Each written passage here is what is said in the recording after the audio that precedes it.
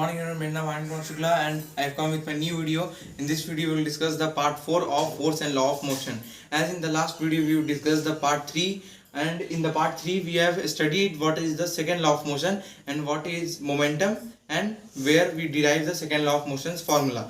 So in this video we will discuss third law of motion. So third law of motion क्या कहता है कि it states that every action has an equal and opposite reaction but in opposite side.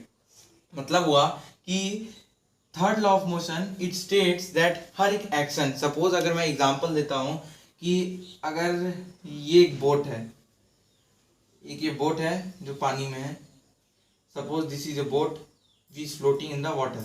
Okay, so this is a boat and now we will check what is the definition is saying. It states that every action has an equal and opposite reaction. If suppose there is one person, मैंने एक आदमी को ला लिया, ये एक आदमी है, यहाँ सी सो रहा है, सी सो रही है.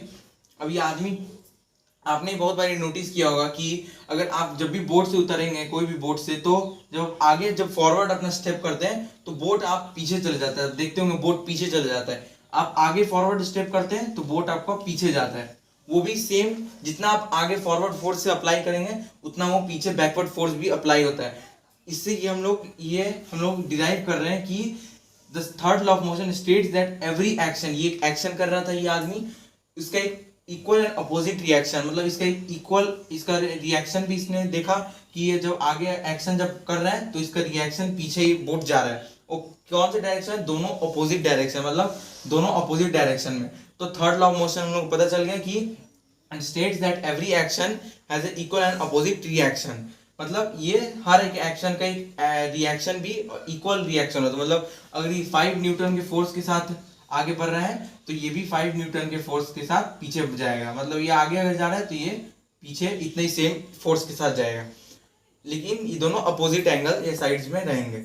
अब अगर ये दोनों का क्वांटिटी सेम है, इनका दोनों का फोर्स भी सेम है, तो हम लोग चाहे तो इसको कैंसिल भी कर सकते हैं. इन दोनों को चाहे तो हम लोग काट भी सकते हैं, मतलब कैंसिल कर सकते हैं. कि अगर कैंसिल, मतलब मेरा कहने में I mean to say that अगर यहाँ पे सेम फोर्स है, इसमें ही सेम फोर्स है, तो हम लोग कैंसिल कर सकते हैं, मतलब बैलेंस्ड फोर्स हो जाएगा. दोनों कैंसिल कर देंगे, दोनों तो बैलेंस फोर्स है.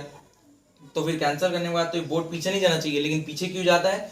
Because the reason behind this is that ये दोनों जो फोर्स एक्ट हो रहा है ये दोनों अलग अलग बॉडी पे एक्ट हो रहा है. ये आपको बहुत मेन एक पॉइंट है कि ये जो फोर्स एक्ट हो रहा है दोनों सेम है, दोनों हर सिचुएशन दोनों सेम है, फोर्स भी अप्लाइड दोनों सेम है. So because the difference is that कि दोनों ये अलग बॉडी पे एक्ट हो रहा है. एक ये आगे इस शोर पे एक्ट हो रहा है तो एक ये बोट पे एक्ट हो रहा है. मतलब अगर मैंने किसी के हाथ पे मारा जोर से तो उसको भी दर्द होगा, मेरे हाथ में थोड़ा सा दर्द होगा.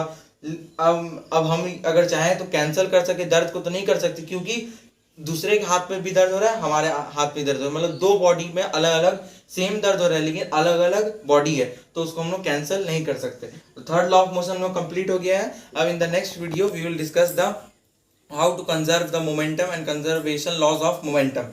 सो हम लोग वीडियो को लाइक कीजिए, सब्सक्राइब कीजिए चैनल को, शेयर कीजिए हम लोग के वीडियोस को. Thank you.